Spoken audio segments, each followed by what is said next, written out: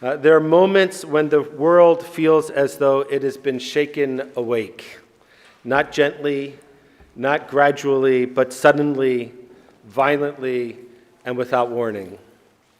One moment there is ordinary life, the next, fear. Bondi Beach is a place that represents the opposite of fear.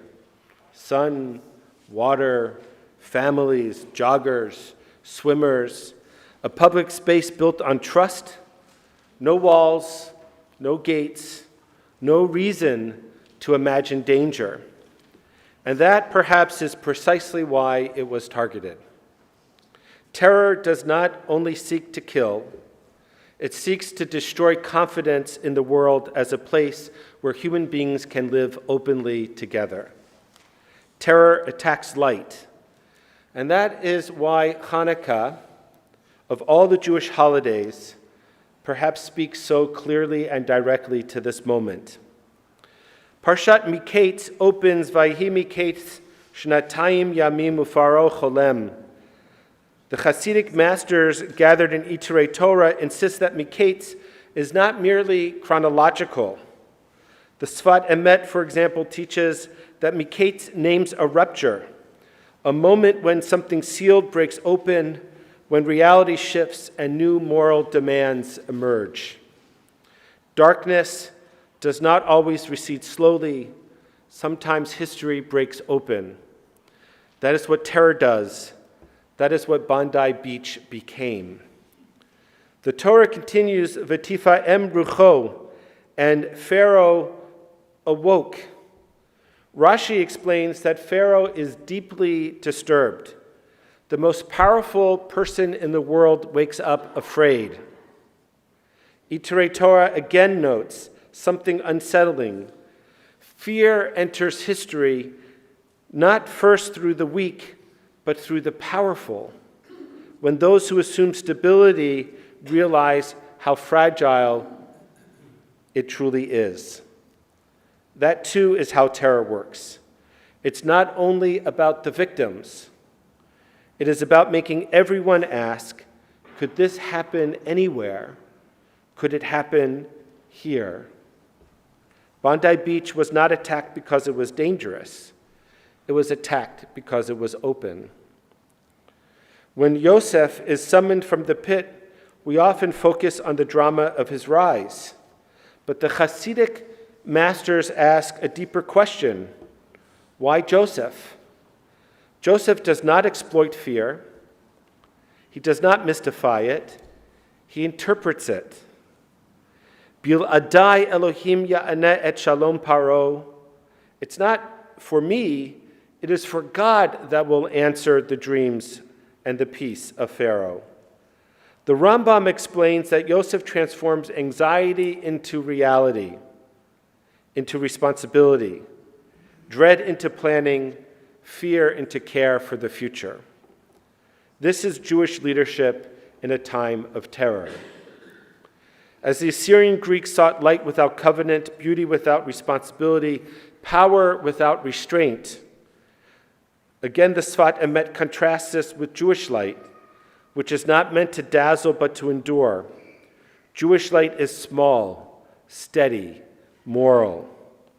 Terrorism too offers a false light, the glorification of death, the seduction of destruction, the illusion that violence gives meaning. Hanukkah rejects that lie.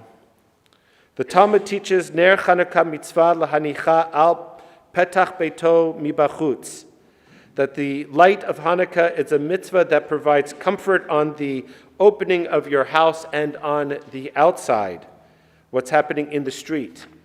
This is astonishing if we think about it. The menorah is not meant to be hidden. It is not fortified. It is placed precisely where there is vulnerability. Rav Simcha Bonim, one of the great Hasidic masters, teaches that holiness does not mean insulation from danger. It means refusing to let fear dictate our values. And now, the moment that matters most. Not the attack on Bondi itself, but what happened afterwards.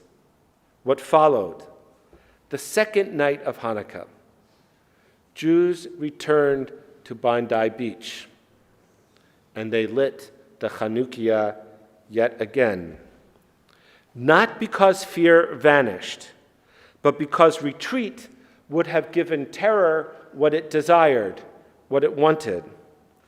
A Hanukkiah was brought, candles were lit, not as a spectacle, not as defiance, but as presence. Hands trembled, voices were quiet, flames flickered in the ocean breeze. There were no slogans, there was just light and song. We often quote Ma'at or doche harbe min hachoshech, that a little bit of light can push away the darkness. The Hasidim warn against reading this sentimentally. Light does not erase darkness. It pushes back, slowly and deliberately. The flame flickers. That vulnerability is the message. Lighting the Hanukkiah at Bondi did not say we are not afraid. It said, fear will not decide who we are. Joseph's name, Yosef, adds something to this understanding, for his name means to add wisdom where there is panic, to add compassion where there is cruelty, to add light where there is darkness. Joseph saves not only Egypt, but others as well, including those, his brothers, who once betrayed him. That is Hanukkah light, never only about ourselves. Hanukkah does not promise a world without terror. Parshat Miketz does not promise a future without fear. What they promise is this: when the world is shaken, we Jews will know how to respond. We light, we show up, we refuse to surrender public spaces to darkness.